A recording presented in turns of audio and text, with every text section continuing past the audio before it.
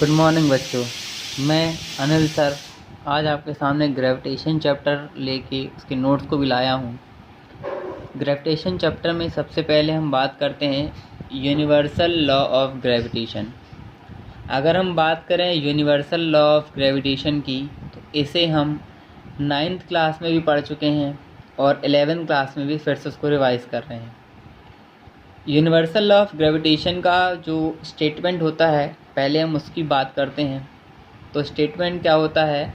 According to this law the force of attraction और repulsion is directly proportional to the multiple of their masses and inversely proportional to the square of its distance.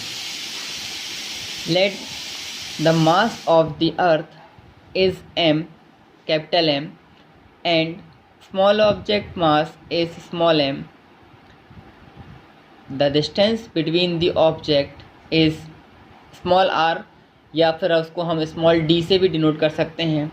Then according to this law, यहाँ ऊपर बताया आपको कि जो force होता है लगने वाला बल वो दोनों ही मास के मतलब द्रव्यमानों के मल्टीपल मतलब कि द्रव्यमानों का जो गुणा करते हैं उसके प्रपोर्शनल होता है, मतलब समानुपाती होता है।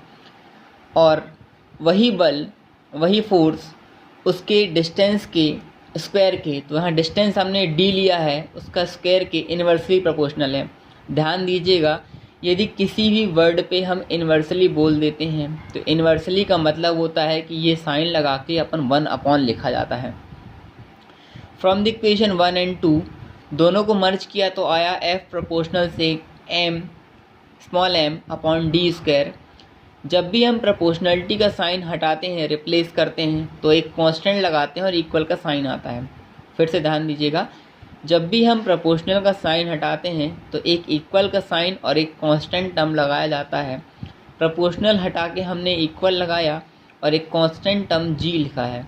तो इस हिसाब से ये हो गया f इक्वल से g m upon D square. अगर हम g की वैल्यू निकालते हैं तो ये क्रॉस मल्टीप्लिकेशन होगा, तो ये डी स्क्वायर यहाँ डिवाइड में था, यहाँ जाके इंटू करेगा, और ये दोनों यहाँ इंटू में है तो इस तरफ जाके क्या करेंगे, divide.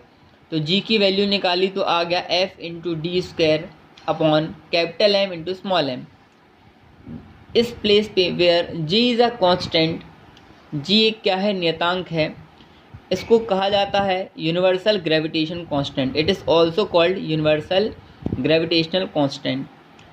SI unit of g मतलब इसकी जो वैल्यू होती है SI यूनिट में, इसका जो मेज़रमेंट होता है उसकी यूनिट है न्यूटन मीटर स्क्वायर kg की पावर -2, और इसकी वैल्यू होती है मतलब कैपिटल G की जो वैल्यू होती है वो लिखा हुआ है 6.673 इंटू 10 की power -11 newton metre square kg की पावर -2। इस एग्जाम्पल को अगर हम समझें तो ये क्या कहता है, इसको समझने के लिए सबसे अच्छा एग्जाम्पल हम समझ सकते हैं कि एक क्लास में दो बच्चे एक डेस्क में बैठे हुए हैं। तो दोनों पहले यदि एक दूसरे को नहीं जानते हैं, दोनों का मास अलग अलग होगा। तो एक का मास हमने ले लिया कैपिटल M और दूसरे का मास ले लिया हमने स्मॉल m। दोनों ही डेस्क में एक दूसरे से कुछ डिस्टेंस पे बैठे होंगे जिसको हमने क्या डिनोट किया, d। अब हमने कहा कि ये जो कैपिटल M वाला है वो ये सोचेगा कि स्मॉल m वाला उसके तरफ अट्रैक्ट हो जाए, और स्मॉल m वाला सोचेगा कि कैपिटल M वाला उसके पास चला जाए।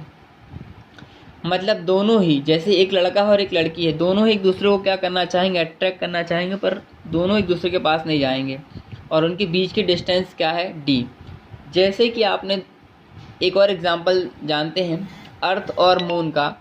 अर्थ और मून में आपको पता है कि दोनों अपने प्लेस पे ही घूमते रहते हैं, जिसमें अर्थ का जो मास होता है वो ज़्यादा होता है और मून का मास क्या होता है, कम, और दोनों के बीच कुछ न कुछ डिस्टेंस होती है जिससे हम किससे डिनोट करते हैं, d से।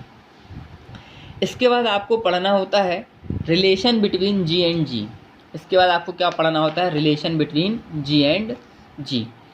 तो इसमें जब हम relation between g and g की बात करते हैं तो relation between g and g में आता है according to Newton second law. ये हमने छोटी क्लासेस में पढ़ा हुआ है। न्यूटन का सेकेंड लॉ होता है F इक्वल से ma, मास इंटू एसेलरेशन।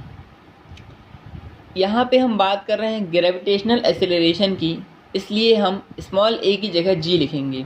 तो ये इक्वेशन स्विच हो जाएगी F इक्वल से m इंटू जी में।